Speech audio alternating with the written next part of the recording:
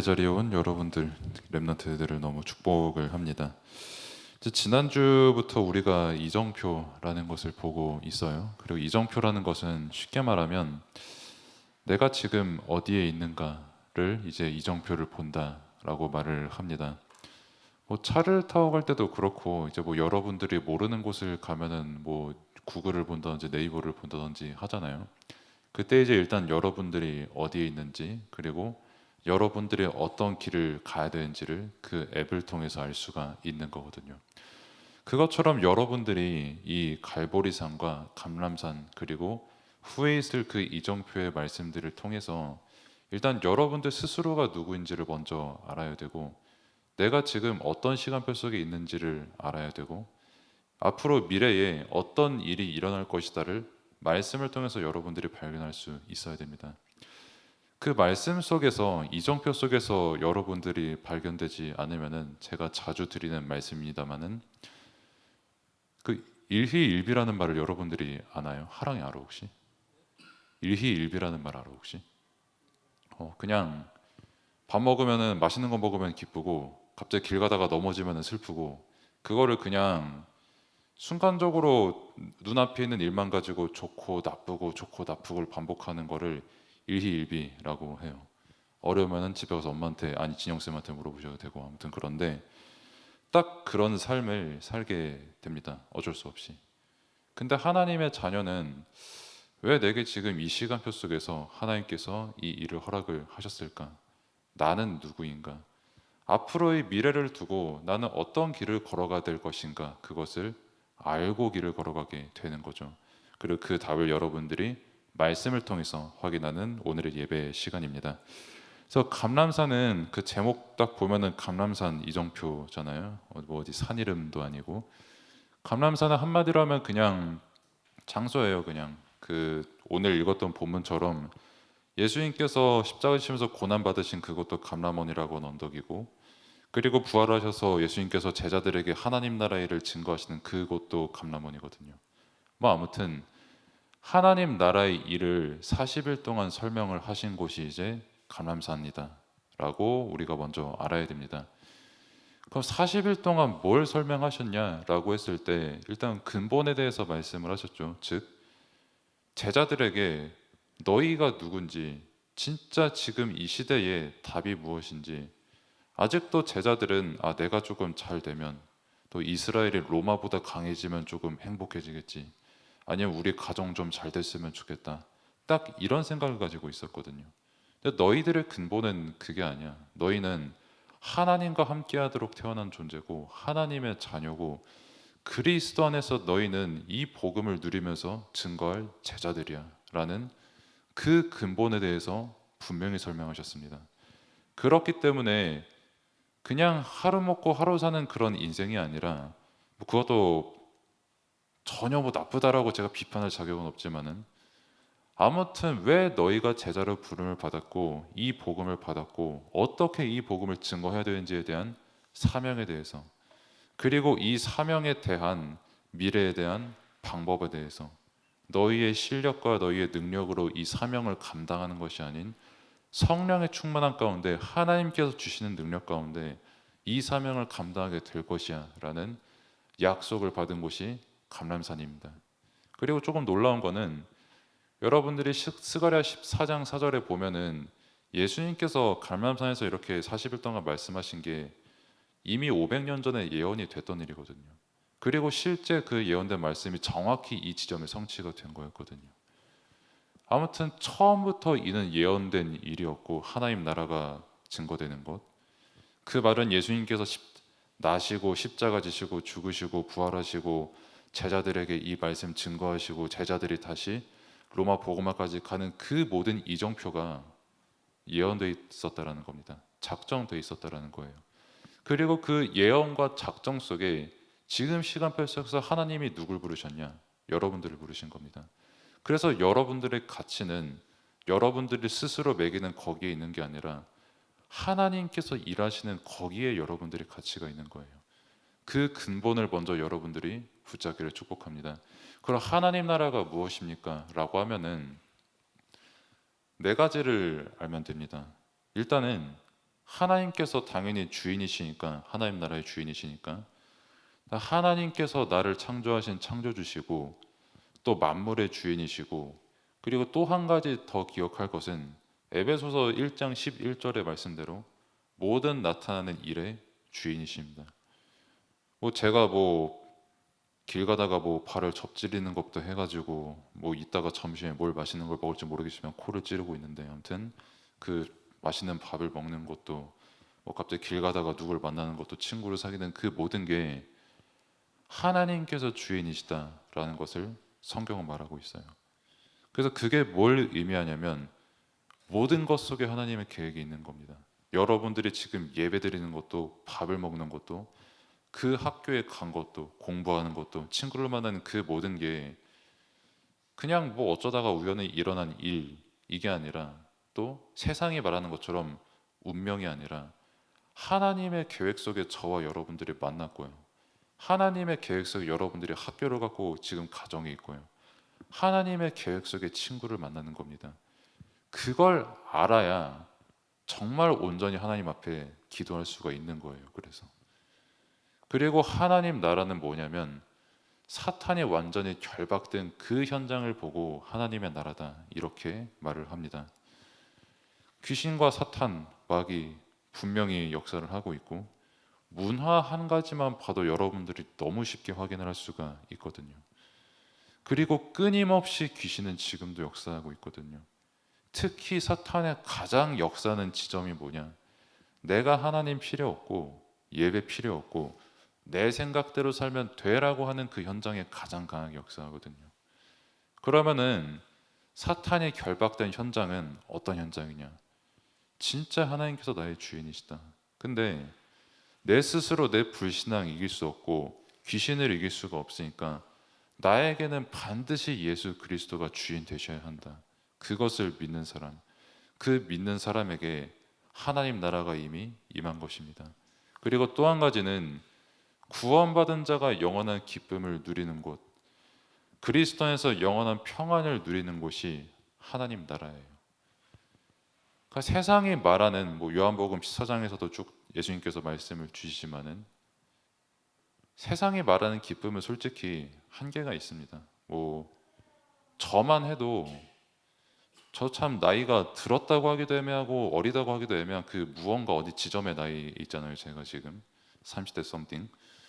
근데 이제 차이가 있다면 뭐 여러분들 시기 때 나는 나이 먹으면은 뭐 이런 거를 갖고 싶다. 뭐 예를 들면은 저는 아직도 제가 어쩌다가 일을 해가지고 돈을 벌어서 플레이스테이션 샀을 때 그 감동을 잊지 못하거든요.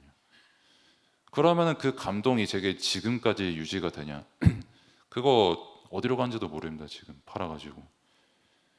그러니까 세상의 한계는 그렇게 지점이 있고 한계도 있고 그 기쁨이 사실 영원하지가 않거든요.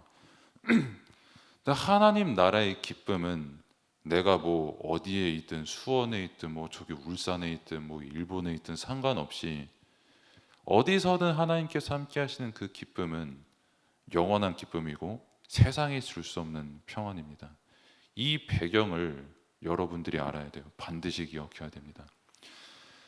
그러니까 정확히 이 하나님 나라를 누리는 비밀, 그리고 이 언약을 붙잡고 있지 않은 상태는 딱 나의 생각이 오늘 빡센데, 나는 여기 있으니까 조금 별론데 다른 데 가고 싶다. 나는 내가 왜 얘를 왜 만나야 되지? 너무 싫은데, 냄새 나는데, 막 이렇게 생각이 다 끝나버리거든요. 일희일비하니까. 근데 진짜 모든 것에 하나님께서 모든 일의 주인이시다. 정말 지금도 흑암은 나에게 역사하고 있다.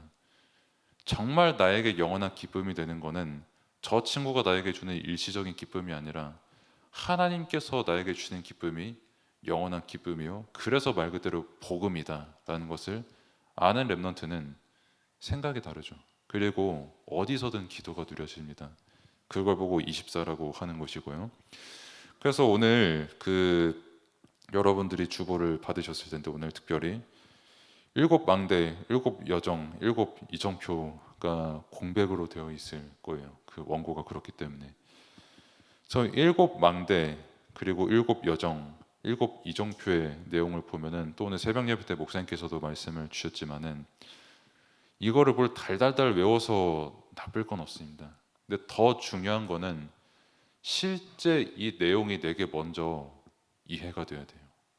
그리고 이 21가지의 내용을 제가 지금 이해할 수가 있겠습니까? 라고 여러분들의 질문이 들 수가 있겠지만은, 사실 딱 한 가지만 이해하면 됩니다. 이거 성삼위 하나님만 이해하면 돼요. 우리는 그리스도 아니면 우리의 죄 절대 해결 못 받고요, 사탄 절대 못 이기고요, 죽어도 하나님 못 만납니다. 그 일을 단번에 해결하신 게 예수 그리스도십니다. 그 그리스도께서 우리의 주인 되시고, 방금 하나님 나라 봤죠? 그 하나님 나라의 일과 배경으로 하나님께서 지금 이 시간 우리의 주인 되시고 함께 하십니다. 그리고 이 말씀을 여러분들에게 깨닫게 하시려고, 그뿐만 아니라 여러분들의 모든 삶을 성령께서 인도하시거든요. 그것을 보고 성삼위 하나님, 이렇게 우리가 말씀을 붙잡는 겁니다. 그 성삼위 하나님께서 나와 함께 하신다. 아침에 새벽에 일어나서, 사실 여러분들 나이 때 충분히 그럴 수 있는데, 이거 가지고 기도해 보세요라고 하면은 1분은 고사하고 30초도 엄마야 빡세거든요. 그냥 하나님 감사합니다. 그리스도께서 나를 구원하시고 나의 주인 되심에 감사합니다. 지금 이 시간 하나님께서 나와 함께 하시면 너무 감사드립니다. 오늘도 최고로 성령 인도 받게 해주세요 라고 하는 그 기도가 10초도 안 걸리거든요. 근데 그 기도를 누리면 여기 밑에 있는 모든 내용들이 실제 여러분들의 삶 속에서 누려지게 되는 겁니다. 그래서 일단은 이 말씀을 붙잡은 여러분들이 한 가지 도전을 할 것이 있다면, 방금 제가 말씀드린 성삼위 하나님 그 내용을 가지고 그냥 아무것도 따지지 말고 그냥 기도에 도전을 하시면 됩니다. 왜냐하면 이 대목을 누구에게 하는 말이냐면, 제가 제 스스로에게 가장 먼저 하는 말이거든요. 제가 언젠가 여러분들에게 말씀을 드렸던 적이 있었던 것 같은데, 저는 사람에게 설득을 굉장히 안 당하는 사람입니다. 그 산 증인이 제 와이프십니다. 끝까지 말싸움의 타협점을 발견되지 않고 이래서 예수 그리스도지 아멘 하고 끝나는 게 보통 일이거든요. 왜 따지지 말아야 되냐면, 따지면 한도 끝도 없어요. 저 같은 경우도 지난주 금요일에 병원을 갔거든요. 따지면 어떻게 되냐면은, 의사 별론데 이 병원은 조금 이름난 병원인가? 별 좀 봐야지. 소문난 거에 비해서 의사 퀄리티가 별로 안 좋네. 이 병원 생각보다 좋네. 하고 한도 끝도 없어요. 그리고 제가 이렇게 앉아서 그 옆에 계신 분들의 얘기를 들어보면은 정확히 똑같이 다 이 얘기하고 있어요. 병원 어떻다, 삶 어떻다, 저 사람 어떻다, 내 남편 어떻다, 와이프 어떻다, 다 그 얘기만 계속합니다. 일하는 거 어떻다. 근데 성삼위 하나님께서 나와 함께 하시는 게 누려지면은, 오늘 제가 왜 이 병원에 가야 됩니까, 하나님? 이 병원에 하나님께서 어떤 복을 내리실 겁니까? 지금 내가 있는 이 병원에 하나님 나라 임하게 없어서, 사람들의 말에 속지 않고 하나님의 시간표가 이루어지게 없어서, 여기서 내가 그리스도의 빛을 비추는 한 렘넌트가 되게 없어서, 그렇게 기도가 되는 거예요. 그게 아무것도 아닌 것 같은데, 그 영적인 수준을 가지고 있는 사람은 여러분들이 어떤 친구를 만나도 답을 주게 됩니다. 그 삶은 그 어느 장소를 가도 내 신분이나 뭐나 아무 상관없이 사람 살리는 캠프의 삶을 살게 되는 거예요. 그래서 아무것도 따지지 말고 그냥 아침에 일어나면 하나님 감사합니다, 땡큐 하고 그냥 하루 시작하시면 됩니다. 10초도 안 걸립니다.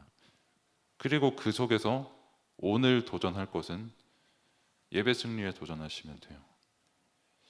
목사님께서 또 수요일에 말씀을 주셨지만은, 사실 오늘 이 말씀을 들으면 여러분이 딱 분방 공부까지 이렇게 딱 마치고 나면은 한 10분 지나면은 기억 안 나거든요, 솔직히. 저도 그렇습니다, 솔직히. 저도 그래가지고 끊임없이 녹취하고, 너무 감사하게도 신 선생님께서 이미지도 만들어 주시고 하니까 그거 보고 계속 기억하고 기도하는 거지. 그거 아니면 일단 저부터 기억하기 어렵고요. 여러분들도 많이 어려울 거예요. 그래서 지금 드리는 예배 시간에 승리하도록 도전해야 됩니다. 하나님께서 오늘 내게 말씀을 주십니다. 단 한마디, 단 한 단어라도 내게 성취될 말씀이 무엇인지 깨닫게 하옵소서. 이 기도하면서 여러분들이 예배 응답 누리시기를 축복합니다. 그리고 특별히 문제, 갈등, 위기 속에서 여러분들이 답을 찾으면 됩니다. 말씀 없이 내 문제를 보면 그거 말 그대로 문제고요. 말씀 없이 특히 인간관계의 갈등을 느끼면 그냥 갈등으로 시작해서 갈등으로 끝나거든요. 말씀 없이 위기를 보면은 그냥 속된 말로 큰일 났다, 나 어떡하냐 이러고 끝이거든요. 말씀으로 문제를 보면은 하나님께서 어떤 답을 주시려고 내게 이 문제를 허락하셨는가. 말씀으로 갈등을 보면은 아유 저거 재수없는 놈, 이게 아니라 저 재수없는 놈을 어떻게 살리시려고 하나님께서 나 만나게 하셨는가, 나는 뭐가 부족한가 보게 되고요. 말씀 속에서 위기를 만나게 되면은 그 위기 속에서 하나님의 계획을 발견하게 됩니다. 그래서 여러분들이 다시 처음으로 돌아가서 이 하나님 나라의 일이 여러분들의 배경입니다. 모든 것의 주인이 하나님께서 여러분들과 함께 하시고 사탄을 완전히 결박시키신 그리스도께서 여러분들과 함께 하시고 세상에 주지 못하는 기쁨으로 성령께서 지금 이 시간 여러분들과 함께 하십니다. 그 성삼위 하나님께서 함께 하시는 이 사실 하나만 여러분들이 반드시 기억하시길 바라고, 그래서 이 기도 10초라도 좋으니까 그 10초라도 집중을 하는 예배의 날, 정말 하나님께서 말씀하시는 그 한마디 한 구절이 내게 분명히 각인이 되는 날, 최고 복된 예배 날이 되기를 축복합니다. 기도하겠습니다. 하나님 감사합니다. 지금 이 시간 그리스도 안에서 하나님의 나라가 이미 임하였고, 그렇기 때문에 흑암은 우리의 대적이 될 수가 없고, 지금 이 시간 우리는 하나님께서 주시는 참된 기쁨과 평안을 누리는 시간표며, 하나님께서 주시는 말씀이 반드시 성취되는 언약의 시간표인 줄로 우리가 지금 이 시간 믿고 예배 자리에 나와왔습니다. 우리의 믿음이 정말 다른 것을 믿는 믿음이 아니라 오직 예수 그리스도, 이 복음을 믿는 믿음이 되게 하시고, 반드시 성취될 언약이기에 내 생각과 내 계산을 믿는 시간이 아닌 말씀만을 믿고 하나님께서 주시는 천명과 소명과 사명이 렘넌트의 시간표에 발견되는 최고 축복된 예배의 시간표 될 수 있도록 하나님께서 역사하여 주옵소서. 예수 그리스도의 이름으로 기도드립니다. 아멘. 이제는 우리를 구원하신 우리 구주 예수 그리스도의 은혜와 하나님의 무한하신 사랑하심과 성령님의 내주인도 역사 충만하심이 함께 예배드린 모든 렘넌트들, 또 교사들, 부모들 위해, 또 그 현장 위에 이제로부터 영원까지 항상 함께 계실지어다. 아멘.